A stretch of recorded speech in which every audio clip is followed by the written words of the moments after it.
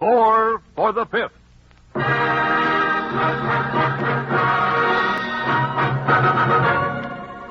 Four radio programs for the Fifth War Loan, produced by Arch Oboler and William N. Robeson for the United States Treasury.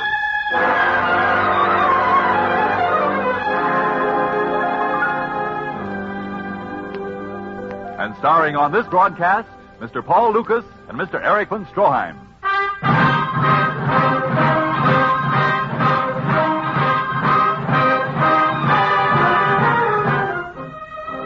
This is a war not only of men and machines, but of ideas. As the second of this special series of broadcasts about the ideas for which we fight and those which we fight against, we present High Command, a radio document written and directed by William N. Robeson and starring Mr. Paul Lucas and Mr. Eric von Stroheim.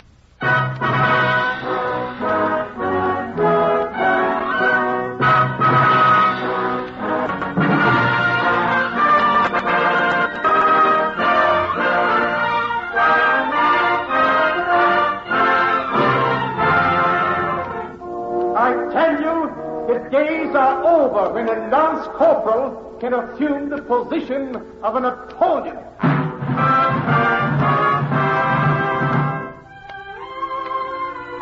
The lance corporal is the house painter, the little man who chews rugs, the jerk with the toothbrush mustache and the delusions of grandeur, that character with the comedy name Schicklgruber, at whom we so often poked fun in those days when we were whistling to keep up our courage. But those words you just heard were not uttered by a brave radio commentator or a bellicose columnist safe behind our eastern sea frontier.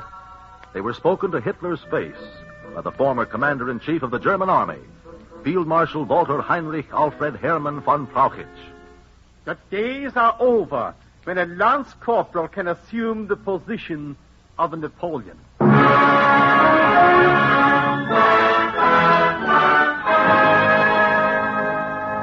The hand of yesterday draws the picture of tomorrow. We'll examine that hand. We'll read that palm. But first, let's look at the picture. The scene is Berchtesgaden. You know Berchtesgaden, where der Fuhrer consults his intuitions and issues his orders. The time is not far in the future. Next week, next month, certainly we hope by the end of this year. The characters: Field Marshal von Rundstedt, Field Marshal von Bock, and Herr von Brauchitsch, mein Führer. Von Brauchitsch? I dismissed him 2 years ago. Nevertheless, he is here with the others. Send them away. That will be impossible, Adolf. Why? They are not unaccompanied. What do you mean? A battalion of the Reichswehr with them. Where are my elite guards? They have been relieved for the time being. Treason! They dare to threaten me? They say it is a protective measure. You have used the word many times, Führer. Don't they remember how von Fritsch died in Poland? Doesn't von Brauchitsch remember what I did to him? Don't they know that with a single command I can have them all... Their men surround the villa. Show them in.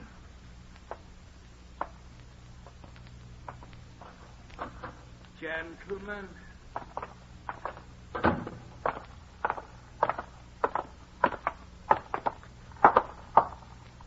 What is the meaning of this? We represent the High Command. The High Command? You? Where are my loyal generals? Where's Milch? Where's Rommel? Trying to stop Eisenhower at the Rhine. Where's Keitel? Probably running away from the Russians in Poland. And Kesselring can't hold the Brenner Pass for another 48 hours. Sign this. What is it? Your resignation. Or if you prefer, your abdication. Traitors! Ragtag and bobtail of an outworn caste system. Worthless clowns! My intuitions. Why didn't I listen to my intuitions? The same intuitions that made you attack Russia against our advice?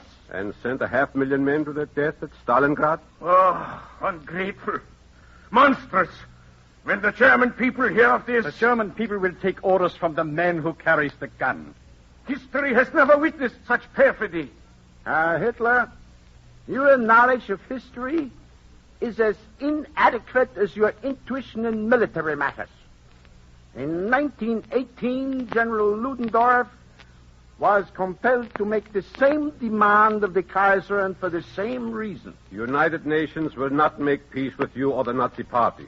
Both must be liquidated at once. And the High Command will be free to negotiate peace, which will leave our army intact and the Reich uninvaded, just as we did in 1918. We have lost nothing that we had when we started, and we will be strong enough to attack again in 25 years. But we can do nothing as long as you remain as Reichsführer. Hermann, my faithful friend, my old comrade, what shall I do? What else can you do, Adolf? Very well. When the Deutsches Reich calls, I, its humblest soldier, am willing to sacrifice everything. Spare us the theatrics, Herr Hitler. You're fortunate to escape with your life. Well, that's the silliest thing I ever heard in my life. John, don't you think that was silly? Yeah, these radio plays. Propaganda.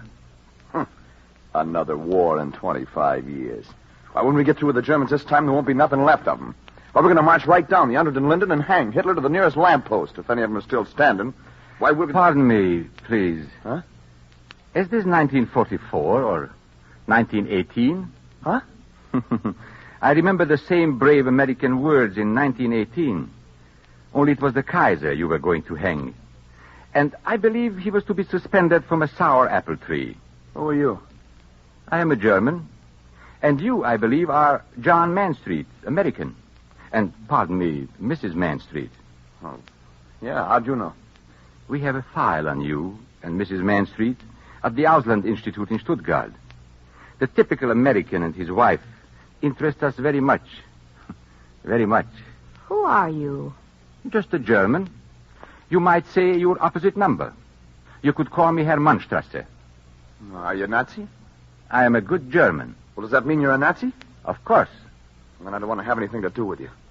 Come on, Mary, let's get as far away from this guy. Now, isn't that a typical American attitude? Hide your head in the sand. Walk away from the unpleasant. We Germans are different. What we like least, we learn the most about, so that we can defeat and conquer it. For instance? The United States of America, for instance. Are you kidding? Listen, we beat the pants off you heinies in 1918, and we're doing the same thing right now. It gives me a great joy to hear you say that. Why? Because as long as you and your fellow citizens act and think as you did in 1918, we will win the war. What? Nonsense. Just as we did in 1918. Hey, now, wait a minute. Let me get this straight. You won the war in 1918? Certainly. Brother, I've been reading the wrong history books. That's wholly possible. They concern themselves more with names and dates than with economics. Economics? Well, we made you pay for that war. And you got in such a bad financial jam, we had to send our own experts over to straighten you out. Yes, that's your side of the story. And don't forget the wave of Christian compassion that swept your country for poor, defeated Germany. You are such naive Dummkopfs. Listen the way Germany handles money. Listen to how your dollar diplomacy failed to work. Germany must pay for the war. Germany must pay to the last penny. Germany must pay to the last sou. But how much? 40 billions. 75 billions. 120 billion. How much? That was the question. How much for the leveled villages of France? How much for the hulls of British ships rusting on the bottom of the sea? How much is a dead Belgian baby worth?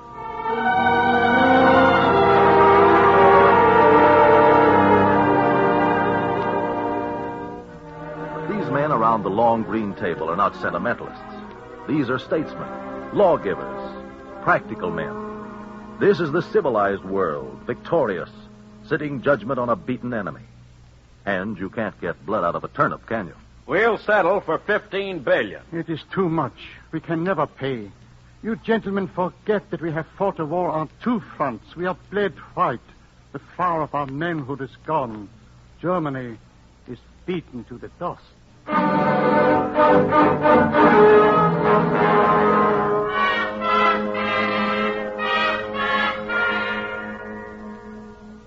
In Flanders fields, the sightless eyes of a million corpses.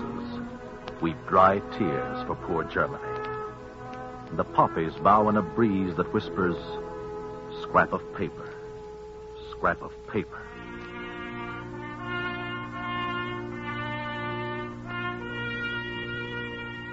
In Berlin, the High Command sits. The costumes have changed, but the characters are the same.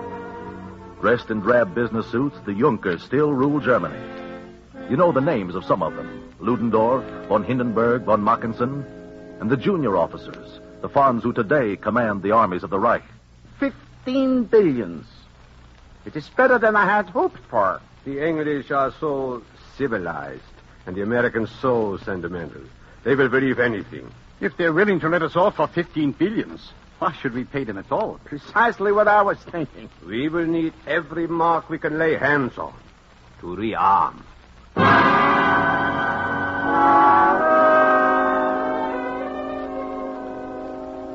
It's an incredible story.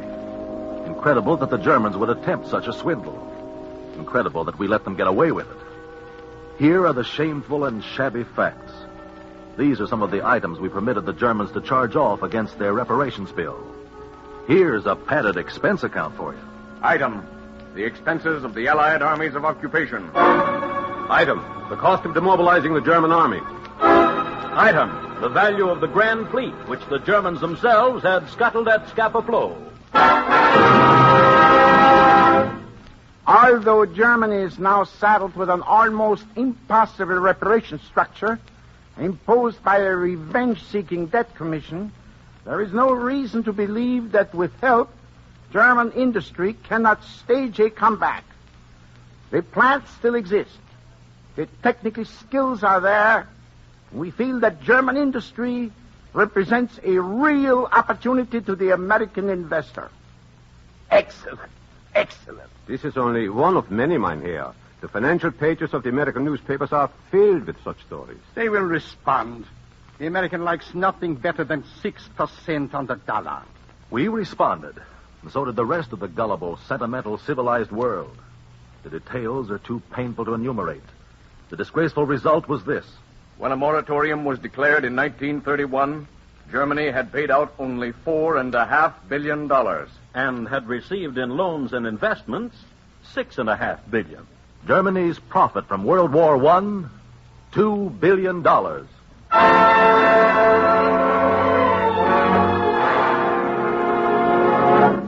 So, you see, we really won the war. But it's unbelievable. It is true, though. That double-crossing Hitler? Ah, Mr. Mansfield, you do the Führer an injustice. We managed to solve the reparations problem before he came into power. You see, we managed to convince you that the only way your investments could be saved was by canceling reparations. And you persuaded England and France to declare the moratorium. We are grateful to you for that. And for your gift of several $1 billion. What do you mean? The American investments in Germany. Naturally, as soon as he came into power, the Führer canceled them. What? Oh, yes. We've built quite a few submarines and planes and tanks with your money.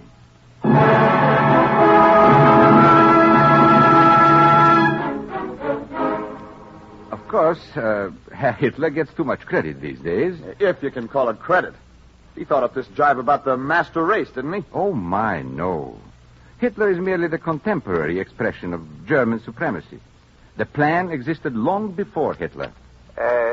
We have proved from history the characteristics of the Germans as an original people and as a people that has the right to call itself simply the people. Those words describing the rights of the master race were written long before Hitler, more than 100 years ago, by Johann Gottlieb Fichte. Between states, there is no right or might except that of the stronger. A state, even when on the very point of making war, should solemnly assert its love of peace and aversion to conquest. Theory? The words of a musty philosopher? Distant echoes from an ancient ivory tower? Listen. The German people have no thoughts of invading any country. Hitler in 1933. The assertions that the German Reich plans to coerce the Austrian state is absurd. and cannot be substantiated. Hitler in 1934. Germany has concluded a non-aggression pact with Poland, which is more than a valuable contribution to European peace, and she will adhere to it unconditionally. Hitler in 1935. We have no territorial demands to make in Europe. 1936, the year the Rhineland was reoccupied.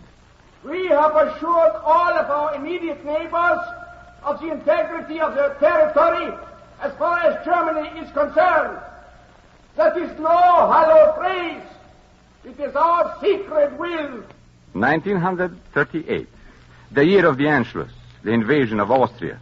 We have but one wish, that in the coming year we may be able to make our contribution to this general pacification of the whole world.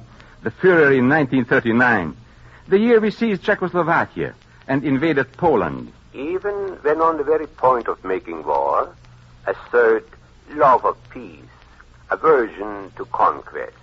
You see how well we Germans learn our lessons?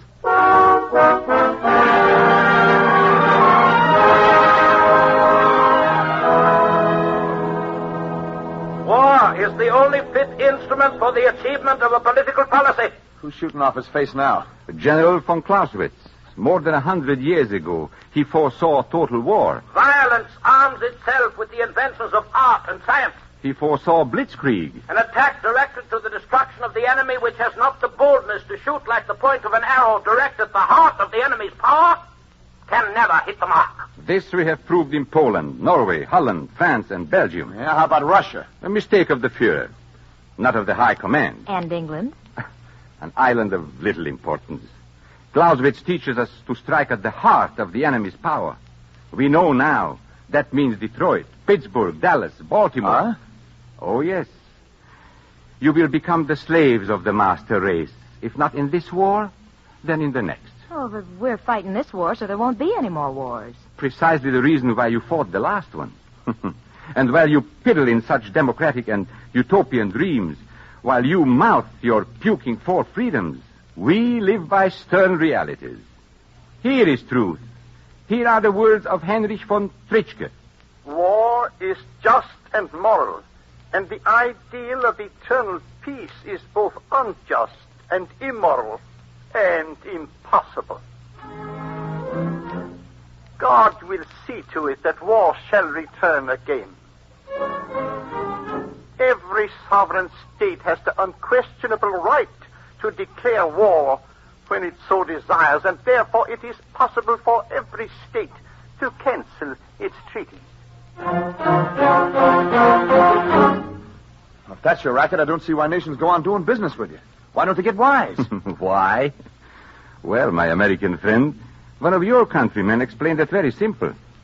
P.T. Barnum, I believe his name was, a regisseur of some note. Remember? There is a sucker born every minute. Oh, yeah? Well, another American said, you can fool all of the people some of the time, and you can fool some of the people all the time. But you can't fool all the people all the time. I wonder, Mr. Manstreet. I wonder. Our Führer has always insisted on telling big lies. He believes that the bigger the lie, the more people will believe, at least some of it. It is a very efficient system. Look how well it works in your country. Well, what do you mean? The lies you believe about your Jews and Negroes and Mexicans and Catholics. All your minorities. We've helped to plan those lies. And after this war is over, we will see to it that your tensions, your hatreds and prejudice are kept alive. It will make you so much softer when we attack you again. Why are you telling us all this? Because you won't believe it. Listen, chum, there isn't going to be any next time. You've had 2 tries at this world domination racket, and when we get through with you this time, you'll be through. Ah, but you have a saying, the third time is the charm. There isn't going to be any third time, I tell you. Those are brave words now. But do you soft-hearted and sentimental Americans know what your invasion will cost? Will you be able to bear page after page of your newspapers filled with the list of your dead? Do you think your sentimentalists will be silent then? Even now, your country is divided. Your East Coast is at war with us, but your West Coast thinks only of the war with Japan. And in between, Isn't it true that your people in the Middle West are sick and tired of the war? You've gone without gasoline and rubber tires, and you've scrimped on shoes and liquor, and all of you are pretty fed up, aren't you? You are grumbling, and we know. We helped to start the grumble. And now you are trying to attack us on our own ground. You are trying to invade, and you are going to lose hundreds of thousands of your finest young men.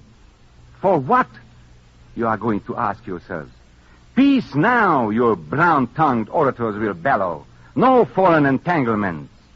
Get the boys home by Christmas. What's left of them, your mothers will plead. We know you Americans. Germany is counting on you.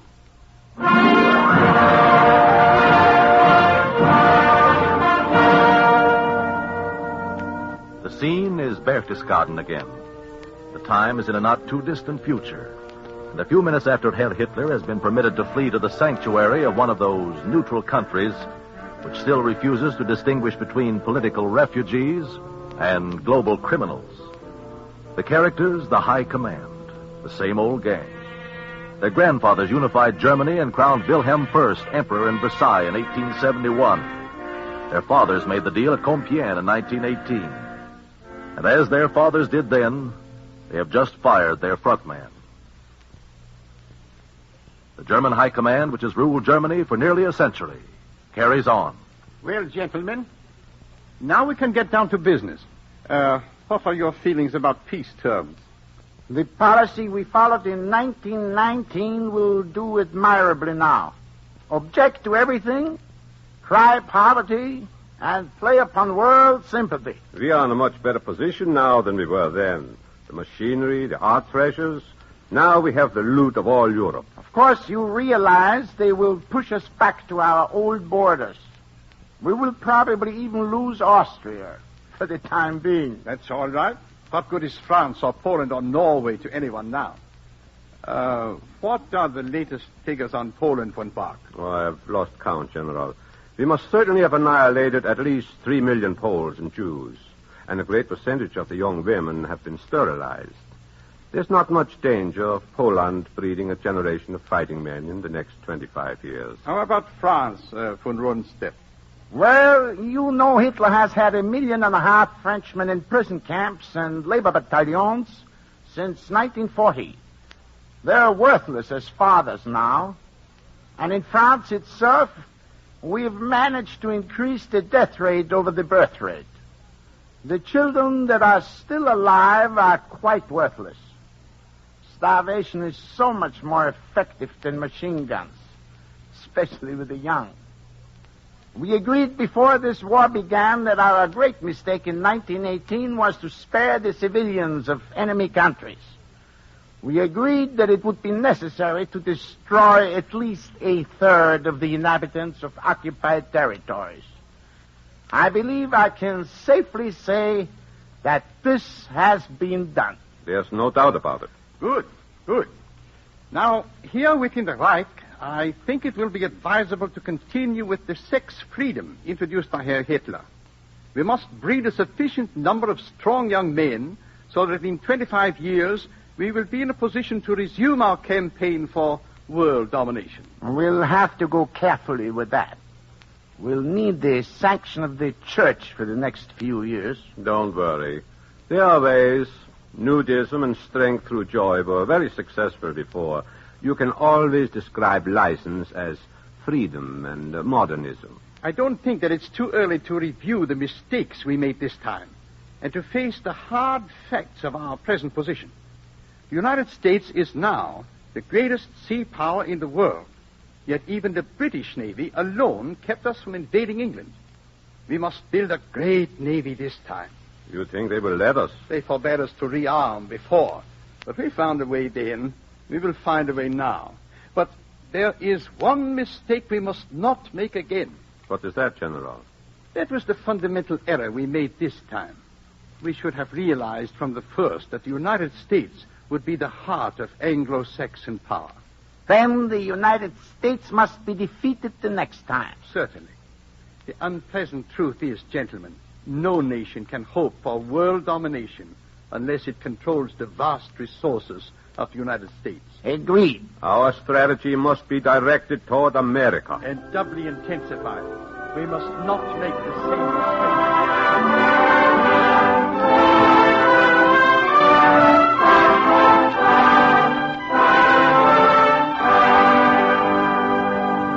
Ah, that's Buck Rogers stuff. You can't get away with that in this day and age. You don't have to take my word for it. Just read your own newspapers. Right-hand column, page 3, New York Times of May 26th. An Associated Press dispatch from London, dated May 31st. The 3-column story on page 5 in the New York Post of February 5th. Page 51 on Life magazine for May 8th. Our plans are not secret. That's a lot of propaganda. The Führer said the bigger the lie, the more likely it is to be believed. But you, Mr. and Mrs. Mansfield, prove another axiom. Huh? What? The bigger the unpleasant truth, the less likely it is to be believed in America.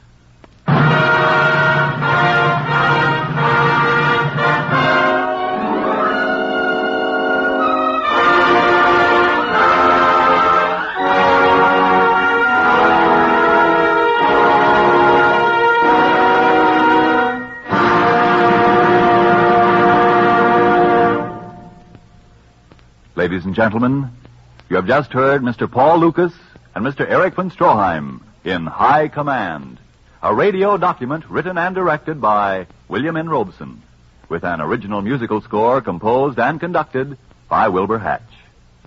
And now, a word from Mr. Paul Lucas. Ladies and gentlemen, the words and sentiments which I expressed in the part I have just played are as loathsome to me, a naturalized American citizen, as I know they are to you who are native-born. But these words had to be said. These ideas had to be exposed. All of us must realize that there still exists on this globe, and will continue to exist, unless we are extremely careful, a group of ruthlessly clever and utterly unscrupulous men who are plotting a future of humiliation and slavery for us and for our children. This is not an hysterical overstatement. We are not viewing with undue alarm. What you have heard is sober fact, authenticated and documented many times over. Now, this cancer must be eliminated. This virus must be killed. This war must be prosecuted until it ends in the unconditional surrender of the German people, the Nazi Party, and the dangerous murderers who control them both, the German High Command. Now, your part in this campaign for the extinction of evil is simple and clear. Back the attack by more than before.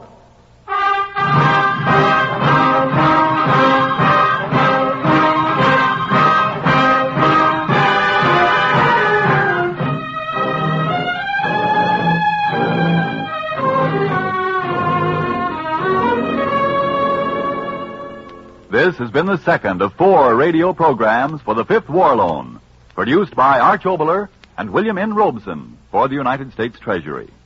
Consult your local newspaper for the broadcast time of the 3rd of this special series. The play, I Want to Go Back, written and directed by Arch Oboler and starring Mr. Fred McMurray.